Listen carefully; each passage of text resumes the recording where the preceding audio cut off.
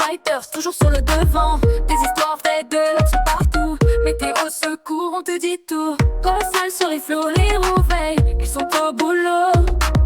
Des fermes aux tempêtes, rien ne les arrête. Abonne-toi pour voir leur conquête. Like, comment. Salut à toutes, c'est le Doc News. Pour de la news, on est parti sur la news Fear Fighting, direction la grosse panne massive du côté de Berlin qui n'est pas toujours réglée du côté du sud-ouest. Donc voilà. Berlin fait face à l'une des pannes électriques les plus importantes de ces dernières années. Depuis plusieurs jours, des dizaines de milliers d'habitants sont privés de courant, principalement dans le sud-ouest de la capitale allemande. Chauffage à l'arrêt, commerce fermé, tricolore éteint. La situation est critique en plein hiver et pourrait durer encore plusieurs jours. Dans cette vidéo, on va revenir sur le début de la panne jusqu'à aujourd'hui, comprendre pourquoi la situation est si complexe et voir ce qui est attendu dans les prochains jours. Direction la panne, je vais vous mettre en même temps la map.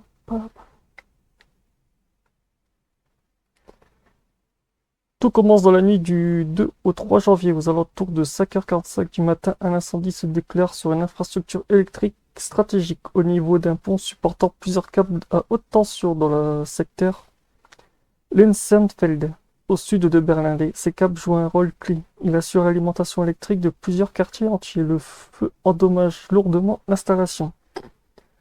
En quelques minutes, l'installation endommage l'installation et en quelques minutes, la situation dégénère. Près de 45 000 foyers et plus de 2000 entreprises sont brutalement privées d'électricité. Une coupure massive immédiate est bien plus grave qu'une panne classique. Dans les premières heures, un constat s'impose. Le réseau est sérieusement touché. Le rétablissement ne sera pas rapide. Quartier touché. La coupure concerne principalement le sud-ouest de Berlin, notamment Zendorf, Lenstendelf, Wesnetz, Nicolas. Dans certains secteurs, le courant disparaît totalement. Dans d'autres, l'électricité revient brièvement avant de s'interrompre à nouveau. Pour de nombreux habitants, cela signifie plus de lumière, plus de chauffage, plus de téléphone, plus d'appareils pour recharger. Ouais, les téléphones, mais appareils déchargés. Une situation qui devient rapidement très difficile à vivre. Et j'ai eu une news aussi ce matin avant de faire cette vidéo de suivi. Actuellement, selon le Crise Page Management de Berlin, un secteur a été rétabli. Il y a eu 160 bâtiments qui ont été réouverts à l'électricité. C'est pas énorme. Et je crois qu'il y a eu, la page est en train de se réactiver. C'est vrai que c'est un beau carnage. C'est un très très beau carnage. Ça commence bien l'année pour certains. Ça commence bien, ça commence bien. Mise à jour aujourd'hui, rapprovisionnement d'environ 7000 foyers et de 150 clients commerciaux, notamment dans le quartier de Lenzerndelf.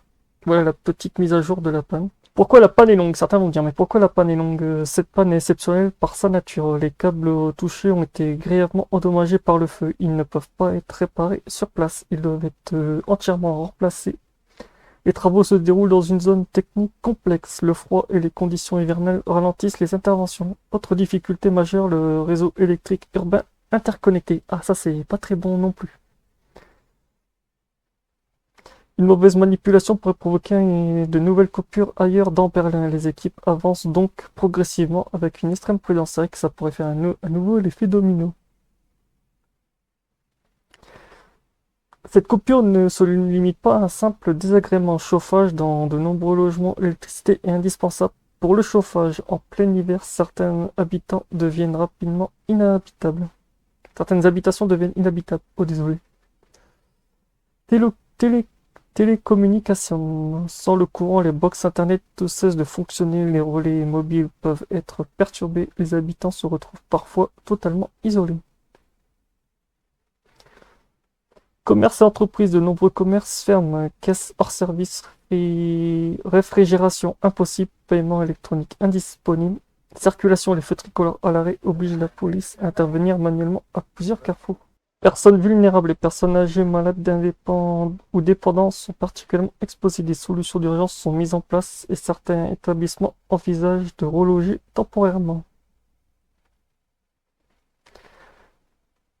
Malgré la gravité de la situation, des avancées sont constatées au fil des heures. Les équipes techniques parviennent à sécuriser la zone endommagée, mettre en place des raccordements temporaires, réalimenter progressivement plusieurs milliers de foyers. Le réseau fonctionne toutefois en mode dégradé, avec des solutions provisoires destinées à éviter toute surcharge. La situation s'améliore mais reste fragile. Selon le truc aussi que je traîne sur Power, la situation de crise à Berlin. Ouais, selon la news que je traîne là sur Berlin crise, en fait, le courant devrait être rétabli pour tous les clients d'ici le 8 après-midi. Donc voilà, actuellement, les premières opérations